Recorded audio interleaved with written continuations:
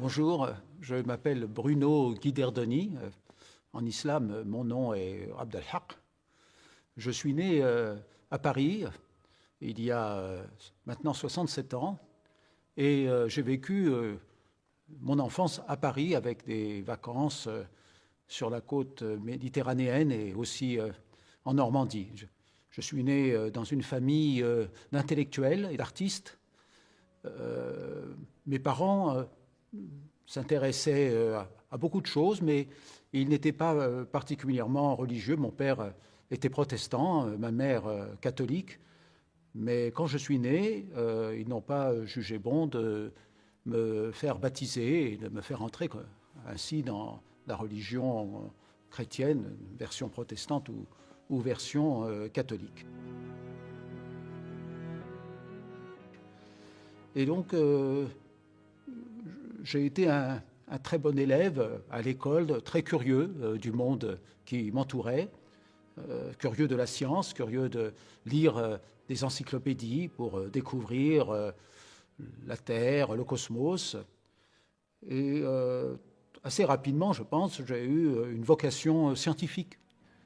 J'ai senti l'envie d'explorer le monde à partir de la science et d'en faire mon métier, peut-être. Et quand j'ai atteint l'adolescence, vers l'âge de 14-15 ans, je me suis rendu compte que, en plus de mes intérêts pour la science, pour l'astronomie, les mathématiques, la physique, la biologie, je commençais à me poser des questions plus profondes sur le sens de ma vie, sur la réalité ultime dont le monde n'est que l'apparence. Et ces questions n'ont pas reçu de réponse pendant plusieurs années, donc j'ai un peu papillonné sur différents livres que je puisais dans la bibliothèque de mon père. Je me suis intéressé à beaucoup de sujets philosophiques, voire théologiques, jusqu'à ce que je tombe vers l'âge de 16 ans, je crois, ou 17 ans, sur un ouvrage de l'auteur français René Guénon, un ouvrage qui s'intitule « La crise du monde moderne ». Et la lecture de cet ouvrage m'a profondément marqué. À la suite de cette lecture, que j'ai commencé à m'intéresser aux religions, à lire sur l'ensemble des grandes traditions de l'humanité, à commencer par le christianisme, qui est la tradition dominante en Occident, mais aussi le judaïsme, bien sûr également les traditions d'Orient et l'islam. Et assez rapidement, je me suis senti appelé par l'islam, ou plutôt appelé par Dieu, à travers le canal de l'islam, à travers le message de l'islam. Et j'ai commencé à apprendre l'arabe avec l'intention, bien évidemment, de comprendre davantage l'enseignement de l'islam, de pouvoir accéder aux textes fondateurs dans la langue d'origine, le Coran et la tradition prophétique, et éventuellement, Inch'Allah, de devenir musulman comme chemin vers la connaissance à laquelle les êtres humains sont promis. En parallèle de cet effort intellectuel pour essayer de retrouver le goût de l'enseignement traditionnel, j'ai commencé mes études scientifiques, d'abord en physique, puis après je me suis spécialisé en astrophysique, et vers l'âge de 23 ans, j'ai fait un séjour au Maroc de 2 ans en tant que professeur de physique au lycée Lyautey de Casablanca, qui est le grand lycée français du Maroc. Et je suis parti au Maroc avec l'intention de rester là-bas et de devenir musulman et de m'établir au Maroc finalement. Et ça ne s'est pas fait, providentiellement, pour différentes raisons un peu complexes, probablement parce que je n'étais pas prêt ou je n'avais pas bien compris quels étaient les enjeux de la vie spirituelle en islam. Donc je suis rentré en France où j'ai fait une thèse d'astrophysique et je suis rentré au CNRS en tant que chercheur en astrophysique, au CNRS spécialisé dans la formation des galaxies. Et c'est en France, vers les années 1986-1987, que j'ai rencontré à Paris une communauté d'occidentaux convertis à l'islam, également lecteur de René Guénon pour beaucoup, et c'est ce contact avec cette communauté qui m'a conduit à embrasser l'islam, donc au début de 1987. Cette adhésion à l'islam s'est faite dans la conviction que toutes les grandes religions de l'humanité viennent de Dieu et permettent à leurs adeptes, à leurs fidèles de retourner vers Dieu. Donc il n'y a pas dans cette conversion à l'islam un refus du judaïsme et du christianisme, mais plutôt une adhésion à l'enseignement de René Guénon, à la tradition primordiale dont toutes les grandes religions de l'humanité sont issues. Et j'ai retrouvé au sein de l'islam, bien sûr, cet enseignement sous une forme spécifique à l'islam, puisque le Coran nous apprend qu'il n'y a au fond qu'une seule religion, ad-din al-qayyim, la religion immuable ou la religion axiale, qui est le message unique de la révélation, qui prend des formes différentes, des langues différentes, au fur et à mesure de la succession des prophètes, sur eux la paix, depuis le premier d'entre eux, Sayyiduna Adam, alayhi salam, notre Seigneur Adam, sur lui la paix, jusqu'au dernier, notre prophète Mohammed, sallallahu alayhi wa sallam, que Dieu le bénisse et lui accorde la paix. Donc, il y a dans l'islam cet enseignement de l'unité de la religion et des adaptations providentielles du message divin aux différents peuples auxquels les prophètes s'adressent. Donc j'ai retrouvé cet enseignement au sein de l'islam. Donc j'ai poursuivi ma carrière scientifique au CNRS en tant que chercheur et puis en parallèle, j'ai commencé à approfondir l'islam à travers la pratique, pas simplement la doctrine ou l'apprentissage de l'arabe, mais à travers la pratique, les 5 piliers de l'islam et au-delà. Et puis assez rapidement, j'ai été amené à faire des petites conférences ou des petites interventions, notamment dans le cadre de dialogues interreligieux, pour présenter la tradition musulmane à des Européens, des Occidentaux, des Français qui, pour beaucoup, ne la connaissent pas ou la connaissent à travers les clichés qu'ils rencontrent dans les médias. Donc ça a été un premier travail à la fin des années 1980, au début des années 1990, un effort pour reformuler les éléments fondamentaux de l'enseignement de l'islam à la destination de mes compatriotes, concitoyens francophones, pour finalement leur expliquer les fondamentaux de l'islam à partir de la compréhension que j'en avais, puisque moi-même j'avais dû faire un effort pour retrouver ce goût de la spiritualité qui était en germe chez moi quand j'étais adolescent, mais que j'ai dû petit à petit développer au fur et à mesure de mes lectures et de mes rencontres. Qu'est-ce qui se passe dans la tête ou dans le cœur de quelqu'un qui a entrepris un chemin de retour vers Dieu à travers l'adhésion à une religion? D'un certain point de vue, je ne suis pas un converti, puisque je n'étais pas chrétien avant de devenir musulman. Alors il y a une tradition bien connue qui dit que tous les enfants naissent musulmans et que ce sont leurs parents qui en font des juifs, des chrétiens, des bouddhistes, des hindous.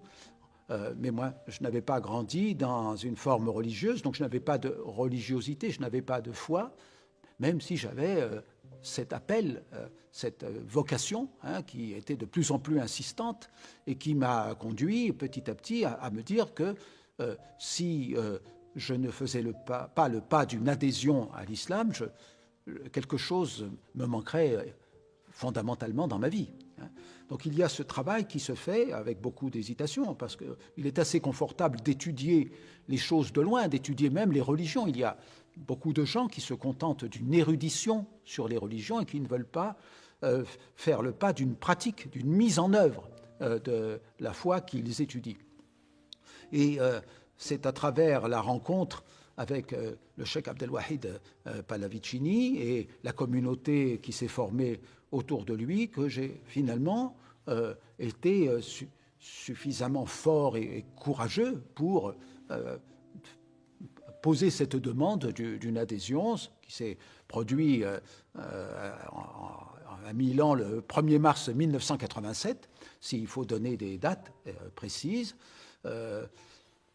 Évidemment, il y a toujours une hésitation juste avant de demander cette adhésion, mais cette adhésion, finalement, a été demandée. On peut toujours donner des raisons pour lesquelles on devient musulman. La doctrine du tawhid, de l'unicité d'Allah, qui est évidemment très profonde et très métaphysique. On peut parler également de la simplicité de la doctrine musulmane, de la beauté de la prière, de la beauté de la langue arabe coranique. Mais au fond, on ne sait pas pourquoi on fait des pas aussi importants qu'une conversion. Plus on avance dans la vie spirituelle, plus on se rend compte que quelqu'un décide pour nous, que Dieu décide pour nous, qu'il nous conduit et qu'il nous donne des raisons de faire les choses, mais que ces raisons ne nous apparaissent que plus tard, petit à petit, au fur et à mesure qu'on progresse spirituellement. Et quand on entre en islam, on a l'impression d'arriver dans un pays qu'on connaissait. C'est évidemment ce que la tradition islamique appelle la fitra, la nature spirituelle de l'homme. Nous sommes créés pour la connaissance d'Allah. Le Coran dit, Allah dit dans le Coran, je n'ai créé les djinns et les hommes que pour qu'ils m'adorent. La raison d'être de notre présence sur terre, c'est l'adoration d'Allah et la connaissance qui en résulte. En adorant Allah, nous le connaissons comme Seigneur et nous nous connaissons comme serviteurs. Et par la connaissance de celui qui est Seigneur et de celui qui est serviteur, nous renforçons notre adoration d'Allah. Donc il y a ce lien entre l'adoration et la connaissance qui est très important. Alors la fitra, c'est la nature dans laquelle nous avons été créés et nous avons oublié, malheureusement, cette nature spirituelle. Pour beaucoup d'entre nous, l'homme a été créé obscurci et ignorant, dit le Saint-Coran, Dalum Jahul. Nous sommes obscurcis et ignorants, et quand cet obscurcissement se dissipe parce que nous faisons un pas vers Allah, eh bien, nous retrouvons cette lumière de la fitra, au moins pendant un certain temps, et nous avons l'impression de réintégrer un état qui est notre état normal, l'état naturel de l'être humain, et c'est évidemment une grande bénédiction. Le chemin spirituel est difficile. Après, nous avons des épreuves, bien sûr. Il y a des tentations, il y a éventuellement des difficultés, il peut y avoir des doutes, il peut y avoir toutes sortes de difficultés sur le chemin spirituel, des épreuves qui nous sont envoyées pour que nous renforcions notre foi.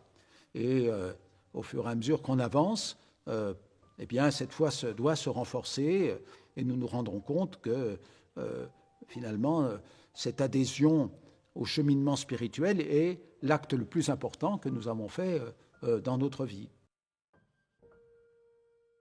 Pendant toutes ces années où j'ai appris l'islam à travers les ouvrages et les rencontres et les enseignements qui étaient donnés dans différents cadres de mosquées ou de communautés, j'ai aussi continué ma pratique scientifique en tant que chercheur au CNRS.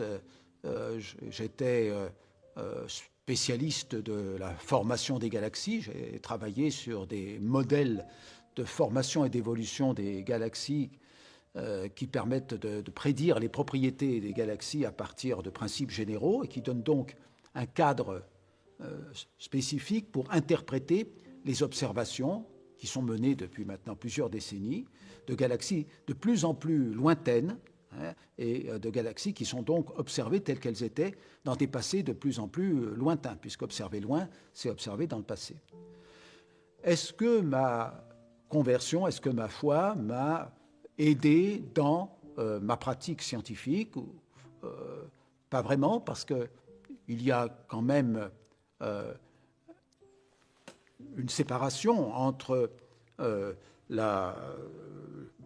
l'adhésion à une vision du monde religieuse qui nous explique les fins dernières, c'est-à-dire le but de notre vie, et la pratique scientifique qui a pour objectif de décrire le monde, de dire comment les galaxies se sont formées, comment les étoiles ou les planètes se sont formées. Donc il y a une séparation entre ces deux domaines. Évidemment, quelqu'un qui s'efforce de progresser sur la voie spirituelle met en pratique des valeurs d'honnêteté, d'intégrité, de respect qui imprègnent son activité professionnelle et, pour ce qui me concernait, son activité scientifique. Donc j'ai toujours essayé de mettre en œuvre ces valeurs dans ma pratique de la science. Et les choses se sont développées en parallèle, on pourrait dire, pendant plusieurs années, c'est-à-dire que pendant les heures de bureau, j'étais un scientifique m'efforçant de comprendre les énigmes que le cosmos nous pose, et puis le soir ou le week-end, j'étudiais la religion musulmane, où je pratiquais cette religion pour mon compte chez moi. Quand on fait un pas important dans la vie spirituelle, il y a toujours des contre-coups, des épreuves qui vous sont imposées par le Créateur comme banc d'essai de votre sincérité. Et j'ai pu voir autour de moi, mais aussi pour moi-même, ces épreuves qui apparaissent soit tout de suite après la conversion, soit un peu plus tard, quand il y a des étapes spirituelles à franchir. Un des aspects qu'on peut remarquer, c'est qu'il y a parfois des gens qu'on croyait être nos amis qui s'éloignent de nous, parce que cela représente pour eux un trop grand changement d'avoir des amis musulmans. Mais les amis qu'on perd sont remplacés par de nouveaux amis ou des frères. Donc on perd d'un côté, mais on retrouve de l'autre. C'est d'ailleurs ce qui caractérise une épreuve. Une épreuve, c'est un moment où il y a une transformation, il y a un passage, il y a une crise qui débouche sur quelque chose d'autre. Et on a besoin des épreuves pour progresser.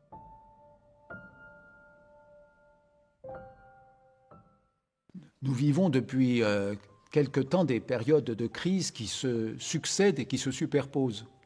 On parle bien évidemment de la crise environnementale, réchauffement climatique, pollution diverses, diminution de la biodiversité. Mais il y a d'autres crises que rencontre actuellement l'humanité. Il y a une crise économique, le partage entre les plus riches et les plus pauvres qui est de moins en moins juste. Une crise de l'information ou de la connaissance, puisque nous avons des masses d'informations qui arrivent sur nos téléphones portables, mais nous n'avons plus de connaissances. Et nous ne sommes même plus en mesure de nous plonger de façon approfondie dans la connaissance véritable, c'est-à-dire rester pendant des semaines, des mois sur un sujet pour pouvoir nous en imprégner. Donc nous avons des crises à différents niveaux. Et ces crises sont toutes liées les unes aux autres, ce qui fait que certains ont même parlé de métacrise, de crise par la succession ou la superposition des crises. Et ça rend la résolution de ces crises très difficile. Mais le danger principal, c'est le retour au réel qui est effectivement l'état de la nature, l'état de la planète, de ses ressources, qui sont bien évidemment limitées et qui ne permettent pas un développement économique sans frein et sans fin, comme nous l'avons imaginé au XIXe siècle, où on pensait que le progrès allait constamment nous amener vers des situations matérielles de plus en plus riches, florissantes, etc. Donc nous devons trouver une solution pour ça. Et ce n'est pas facile, parce que pour cela, nous devons renoncer à une illusion qui s'est développée pendant des décennies et des décennies, depuis le XIXe siècle, l'illusion d'un progrès matériel sans fin. Mais en fait, nous confondons le progrès avec l'innovation. Donc on est dans une innovation constante, on note constamment des nouveaux objets, des nouvelles technologies, mais il n'y a plus vraiment de progrès au sens de bien-être ou de spiritualité. Donc nous avons découplé l'innovation technologique du véritable progrès. Le véritable progrès, c'est peut-être d'avoir davantage de temps pour étudier, pour lire, pour se rencontrer, pour passer des moments avec sa famille, avec ses amis, avec les autres, apprendre les cultures des autres, apprendre les langues des autres, pratiquer les arts, et aussi prier, méditer. Donc ça, c'est peut-être ça. C'est peut-être le véritable progrès, et non pas la consommation à outrance. Mais prendre conscience de cela et accepter de renoncer à ce que toute la culture populaire vous propose en termes de biens de consommation, c'est une étape extrêmement difficile. Et c'est ça le grand défi qui se présente devant nous, c'est de renoncer à cela pour comprendre qu'il y a autre chose qui représente un véritable progrès pour l'humanité, qui est donc finalement le développement intérieur, ou le progrès intérieur par opposition au développement extérieur ou au progrès extérieur, ou en tout cas l'innovation extérieure. Donc ça, c'est le grand défi, et il faut évidemment mobiliser tout le monde sur le sujet. C'est pas facile parce qu'il y a peut-être une minorité de gens qui ne veulent pas renoncer à leurs privilèges ou à un confort absolument extraordinaire et qui sont prêts à se battre pour garder ce confort. Donc nous sommes dans cette période de crise, mais nous devons être optimistes au sens où nous devons croire que le témoignage que nous donnons finira par porter ses fruits. C'est une petite graine que nous essayons de planter dans le cœur des gens et qui, Inch'Allah, pourra un jour germer et donner des fleurs et des fruits.